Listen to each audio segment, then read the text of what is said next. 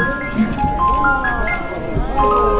Français, Juifs, capitaines, vivaient parmi les siens à Paris.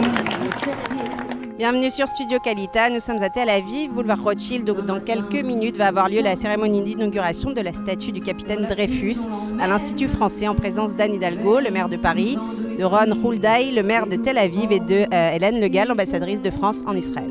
Aujourd'hui, au pied de l'Institut français, une magnifique réplique en bronze de cette statue, comme symbole d'une indéfectible amitié entre nos deux pays, nos deux villes et nos deux peuples. Ta foi dans la justice et ta force au combat, dans ton honneur déchu, malgré ta peine immense, tu n'as jamais perdu ton amour pour la France. Je suis vraiment fière que nous ayons pu concrétiser ce projet et que la statue de Tim, le sculpteur Tim, que je veux moi aussi bien sûr saluer sa mémoire. Cette statue qui avait été réalisée à la demande de la République française, qui est au cœur de Paris, mais dont l'original a été donné à la ville de Paris, et pu aujourd'hui trouver aussi sa place et sa réplique dans une ville seule. Capable d'arrêter l'innocent pour en faire un coupable.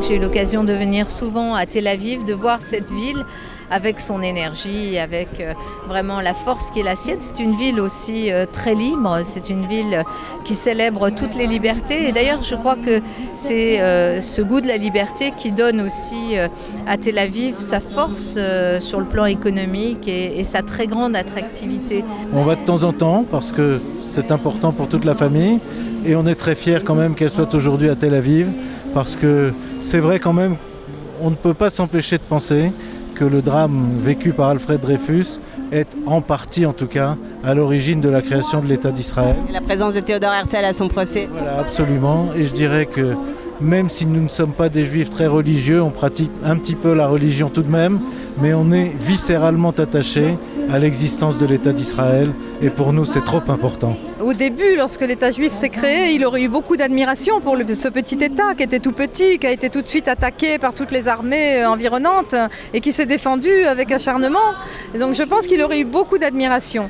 Mais je pense qu'il n'aurait pas immigré parce qu'il était profondément attaché à la France, il était patriote avant toute chose et je pense qu'il n'aurait jamais quitté sa patrie. Terre de France, pour crier. Ils ont vécu la Première Guerre mondiale, la Shoah, probablement aurait-il été sioniste et peut-être aurait-il fait partie de ceux qui ont été parmi les pionniers de l'État d'Israël. Je dirais normal dans la démarche sans doute spirituelle, personnelle de beaucoup de personnes de se dire qu'ils viendront en Israël, mais qu'ils ne soient pas poussés par les événements et que bien sûr la question de l'antisémitisme qui est très fortement montée ces dernières années avec des morts, avec je pense à Sarah Halimi, avant à Ilan Halimi, je pense à Mireille Knoll, je pense bien sûr aux attentats de l'Hypercacher, je pense à la famille Sandler et bien d'autres. Tout cela, bien sûr, bouleverse et pose question. Mais je pense que la meilleure réponse, c'est de considérer que la communauté juive est aussi enracinée à Paris. C'était il y a 100 ans, Dreyfus est mort depuis, mais je porte en chantant tout l'espoir de sa vie.